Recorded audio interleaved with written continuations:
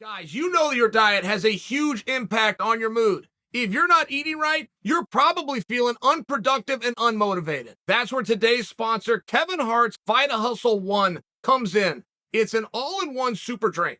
20 grams of vegan protein and 86 superfood nutrients has become my go-to morning drink. There's 2 delicious flavors, chocolate and vanilla. Chocolate's my favorite, and it's loaded with everything you need. Protein, vitamins, and minerals. Super fruits and alkalizing greens, along with healthy oils, probiotics, and digestive enzymes. It's all in there. Vita Hustle 1's also dairy-free, soy-free, no artificial sweeteners or fillers, so you can feel good about drinking it. Just blend 2 scoops with 12 ounces of water or plant-based milk and drink right away for optimal bioavailability. It's the most nutrient-dense, all-in-one superfood drink on the planet, and it tastes great. For a limited time, Kevin Hart is offering 20% off your first purchase of the one and site-wide at vitahustle.com with the code Chael. Just click on the link below. Words versus emotions. It all comes down to words versus emotions. I beg people to create an emotion from the audience. People will then quickly think, okay, how can I make them like me? No, that's one emotion. You can make them not like you. That's another emotion, but if they do not care, you are not making money. Simple as that. But how do you get an emotion? And why am I telling you that emotions are more important than words? Michael Bisping, Joe Rogan said the same thing. They wore the same thing. They did the same job. Joe Rogan will make you feel an emotion. You feel something when Joe is there.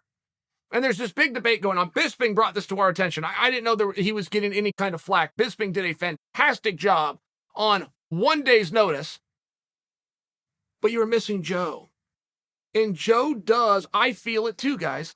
Joe Rogan calls big fights. If you agree with that statement, then adversely, you're agreeing that if Joe doesn't call it, it's not a big fight. Do you see? And we all felt that, right? There's something there. Very special, took a very long time, a lot of hard work and dedication, but Joe's got it. And I do not think that Michael Bisping should have to defend himself in the least. Those are interesting shoes. Michael Bisping is a Hall of Famer who was the world champion that is now a triple threat because he'll go ahead and call a match as well. And he did a great job, and he had no notice. But that's another side of the coin. You still didn't have Rogan. That is true. So what do you do in those kinds of situations? I think the number one thing that you need to is they said the same thing. They called the same fights. They sat in the same position. It was same across the board. Don't think you have to bring in a British accent for me. They did the same thing. One made you feel different. It's the power of an emotion. Joe Rogan is very representative to big things within the sport. I'll tell you one thing that Joe does that other people can't do. Because I do think everybody can call the fight basically the same. You say what you're seeing, you're an expert in it, you got a passion, you seem to enjoy it. The post-fight in-ring interview. That is one of the most difficult things that you will see. And I realize that I've already lost you guys, that you're going, Chael, are you trying to add appreciation to the luckiest guys in the room that are the commentary team, who get the best seat in the house and get to participate and get paid for it? I get it. I get where I'm never going to win you over to this guy's really good at that. But Joe, specifically in this moment, it is hard to do an in-ring interview that isn't painful. You go in there, the person's tired. They want to say their piece to the world, but they're not overly thrilled to be saying it to you. You're guiding where this is going to go, not to mention they're going to 3 questions out the door, put you at about 45 seconds. They'd like to thank some people. Maybe they got a mouthpiece in. They're huffing and puffing. They've been punched. It's a tough moment, and Joe can go in there and have a conversation. Joe can turn this into a conversation and a lighthearted moment. People are calling people out. People are thanking their mother. People got tears in their eyes. Joe will keep it light and he'll keep it playful, and it's a skill. I think Joe was born with it. I don't think that Joe could teach it. But I know it when I see it, and it's recognizable. And you will have a boss. But then you'll have your leader. And it's not always the same thing. I mean, I can tell you when I was at Bellator, I got to work with some really great people, but it did not matter who was in the room. Everybody would look to Big John. Any decision or any topic that came up, there'd be a debate back and forth, and then every eye would go to Big John, and he would say whether it was left or right. It's the way it was a leader. I would assume within that team that Joe at a seniority, if nothing else, is the leader. But then you have professionalism at its highest with Jon Anik. If you're going to come out and try to copy somebody, you go, okay, I want to be a commentator. I want to call live sports. Specifically, I want to call live fights. You don't copy me. You don't copy Bisping. You don't copy Rogan. You go and you emulate everything that Jon Anik does. Nobody puts in more time than Jon Anik. Now, some of that's an opportunity.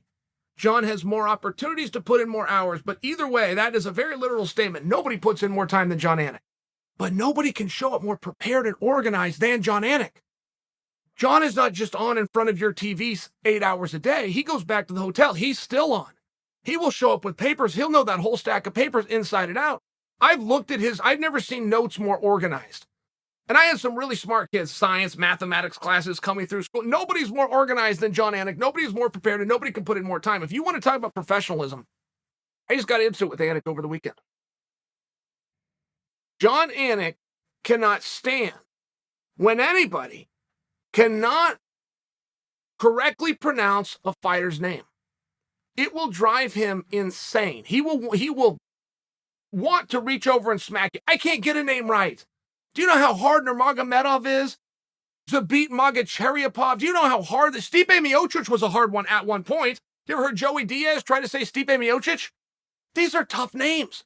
But Anik believes inside of him, for most fighters, all they're going to get is a well-produced video that somewhere down the road, 20 or 30 years, they can show somebody else. This was me. This was the goal I set. Here's what I did. And at a minimum, they deserve a professional announce team to say their name correctly. Jon's right. I'm not right on this. I need to get Tai Vasa, but it's not Tuivasa, it's Tuivasa. All right, that sounds the same to me.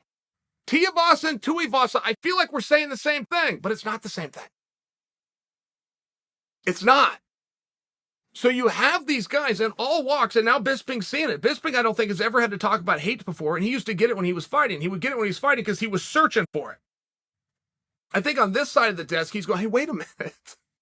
Hey, wait a minute. I'm just seeing the action and bringing to you guys at home what has happened and what I perceive as an expert is going to happen. Aren't we all in this together? Bisping had to address it. I don't know what's been said to him. I imagine it was through social media channels. You probably have to be Michael Bisping to see all of the comments. But whatever it was enough that he had to come out and speak out.